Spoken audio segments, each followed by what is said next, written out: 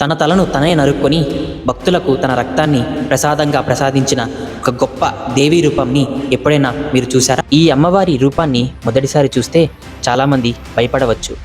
కానీ ఈ రూపం వెనుక ఉన్న అర్థం తెలుసుకుంటే ప్రతి ఒక్కరూ కూడా ఆశ్చర్యపోతారు.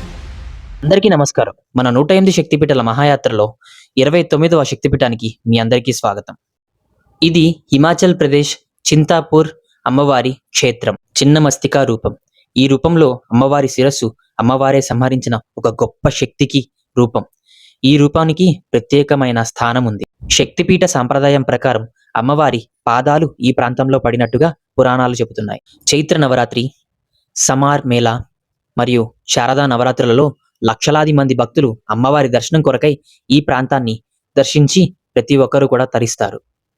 చింతను తొలగించే అమ్మవారిగా చింతాపురి అని ప్రతి ఒక్కరు కూడా అమ్మవారిని ప్రార్థిస్తారు. కాబట్టి ప్రతిరోజు ఒక్కసారి అమ్మవారి చిత్రపటాన్ని చూసి, అమ్మా నా చింతని నీ పాదాల దగ్గర వదిలేస్తున్నాను అని ఒక్క మాట చెప్పుకొని మీ రోజుని మొదలు పెట్టండి. ప్రతి ఒక్కరూ కూడా మీ పనులలో విజయం పొందుతారని మనస్ఫూర్తిగా కోరుకుంటున్నాను. మరిన్ని కొత్త శక్తిపీఠాలతో మీ ముందుంటాను. Until then stay tune.